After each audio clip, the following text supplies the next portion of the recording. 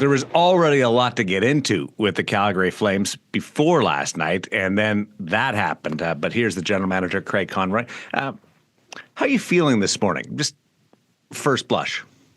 Disappointed. I think, I think the team played maybe their best game of the year. And, to come away with a loss like that, you just feel like, it happens. We have to move on and regroup and get ready for, our biggest rival in Edmonton. So, but disappointing, I think it's such a fine line with the challenges. And was it a kicking motion, redirect? I mean, of course, we're going to see it as a redirect. They see it as a kicking motion, watch it a million times, and you still could go back and forth. And then I did think the Farabee, though, you can't go in the crease. I mean, you just can't go in there. I guess he touched him, even though he tried to get out, didn't allow him to reset. So, we just had the GM meetings, so I did feel that one was coming back right away.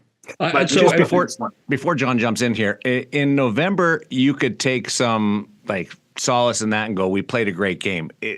Different right now, though?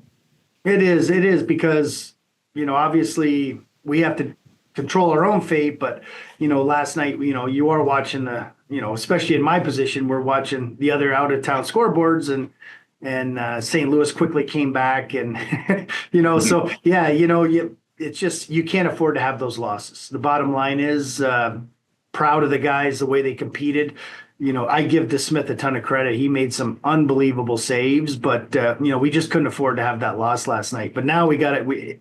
It happened. Now we have to regroup. But you're right. If it was September or October, November, December, you'd be like, okay. But right now it's just crunch time.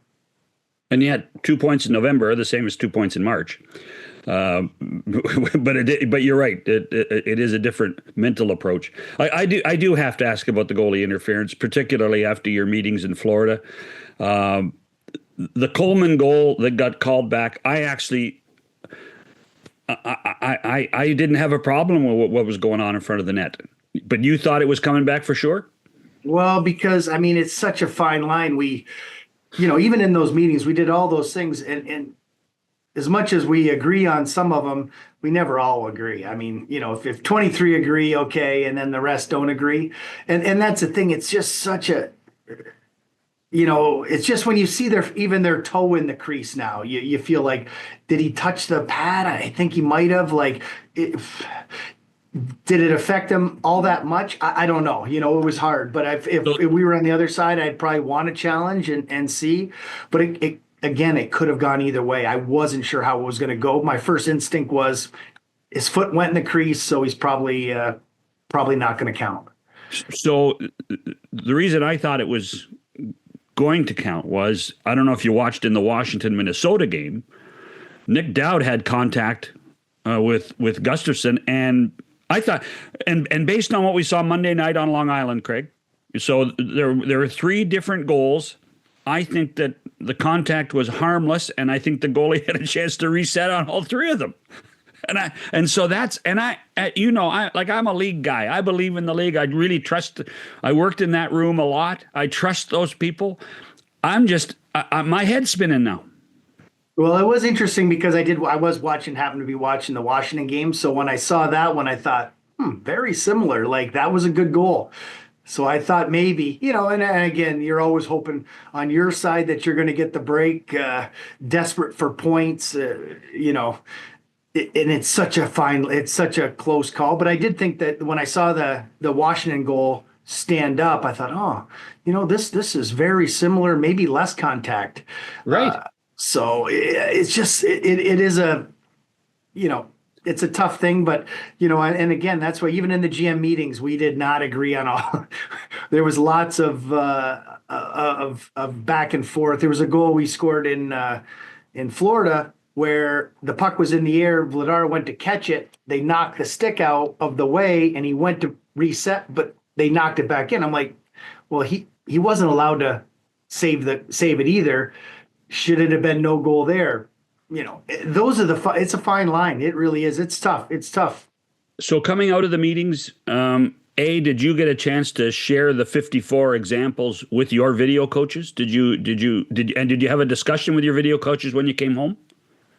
We watch a lot. We go through I mean, even after that, every goal that kind of comes up, sit down with Jamie Pringle and we talk about it. He's like, is this, why was this good? Why was this not good goal? And it was tough because we're, even in the room when you're doing with the coaches, nobody's always agreeing with what's a goal, what's not a goal.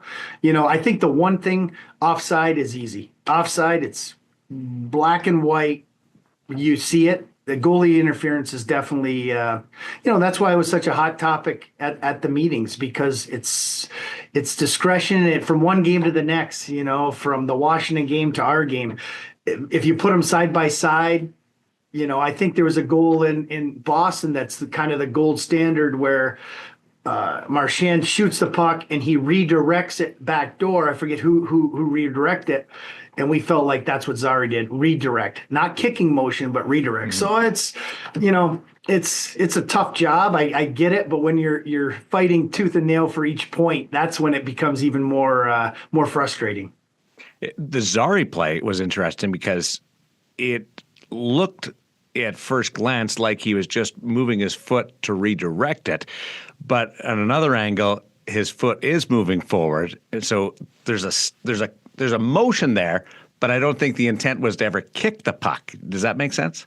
Well, yeah, he's a little off balance, and what he said, I was just trying to get my foot in there because I couldn't get my stick. Yeah, they had a stick was tied behind. up.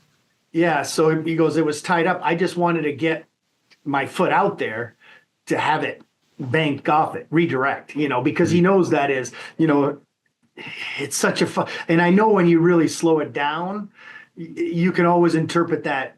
Is that a big kicking motion? Is that, or is it redirect? Is it, it's, that's the hard part for us is it's such a fine line and they have to make a decision. And, I think Stephen Walcom and his group, they're doing the best they can. And if it went our way, that would have felt maybe a little different, but when it goes the wrong way and the points are so valuable, I think that's where, and the building was a little bit excited too, because it's hard to tell. It's hard to tell exactly what is a goal, what isn't a goal at times. And it's not easy for them, and the NHL is trying to get it right every time too. So, now we just got to park that game, move on, and get back against Edmonton, and hopefully get back on the winning track. We mentioned Connor Zary. How is he? We're going to get some imaging this morning and see how he's doing. It didn't look good last night, but talking to him after the game, he felt a little better. It wasn't maybe as bad as we thought, but still, it's an unfortunate incident. So hopefully we get some good news here this morning